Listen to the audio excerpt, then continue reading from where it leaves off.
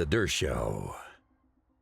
I'm hoping that Donald Trump does even more for peace. If he can bring about a legitimate end of the Gaza war with Hamas totally out of power and out of control and exiled, let the leaders be exiled, or many of them have been killed, and Israel has basically sent a message to the rest of them: you want to live, go to Turkey. We won't bother you there, but if you stay in Gaza, you're a target. We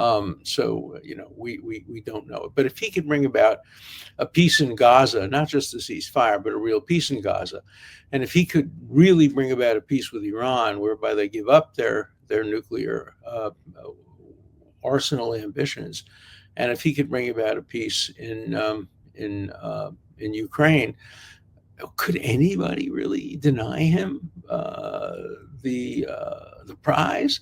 Of course not. He'd elevate the status of the prize tremendously and turn it into a genuine peace prize, and a prize that the previous good winners, like maybe Mother Teresa, she's one of the ones who won, could be proud of, rather than Yasser Arafat being proud of people who've gotten the prize. Jimmy Carter, who never met an anti-Israel person he didn't like, and never met an Israeli he did like. So the process is ongoing now. The Netanyahu nomination is before the committee. It will be considered.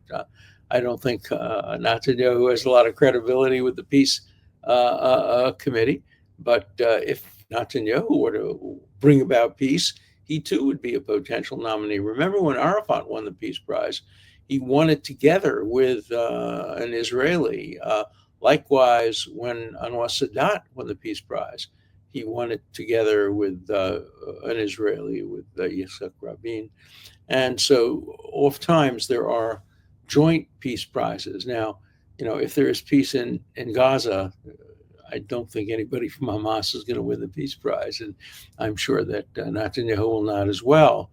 But there ought to be criteria, and the criteria ought to be objective. And but we don't live in that kind of a world today where there are objective criteria. So let's see what happens. But I'm rooting for President Trump to deserve the prize by bringing about a reasonable peace in Gaza, a reasonable peace with Iran, and a reasonable peace with in Ukraine and Russia. And if he brings about those reasonable pieces, he surely should get the Nobel Peace Prize, even if he's unpopular with members of the committee, and even though he's a divisive force in the United States, and got the popular vote, but 49% or 48, whatever it was, percent of the people don't like him. So it would not be popular among Americans. It would not be popular in the world. But that's not the job of the Nobel Committee,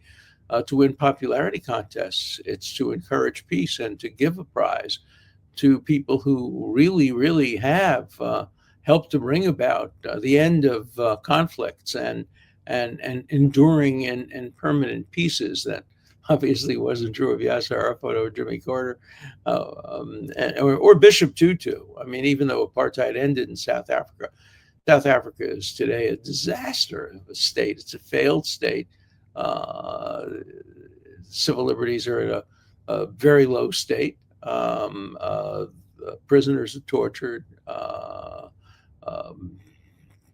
Crime rate is incredibly high. It's a failed state, better than an apartheid state, but very much a failed state.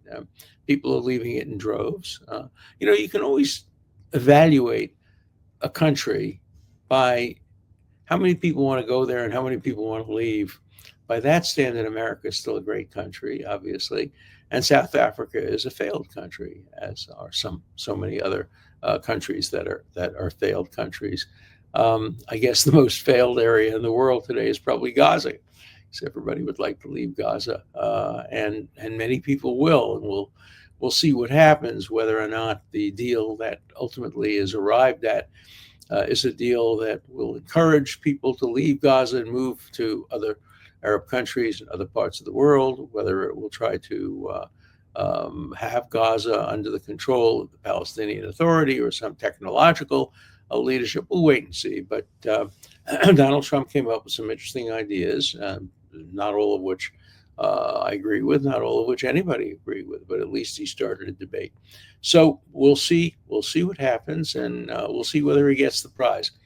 I'm not betting on it. I'm not thinking that he's going to get the prize, but I am hoping that he deserves the prize, because if he deserves the prize, whether he gets it or not, it means that he'll have brought about considerable peace in the world.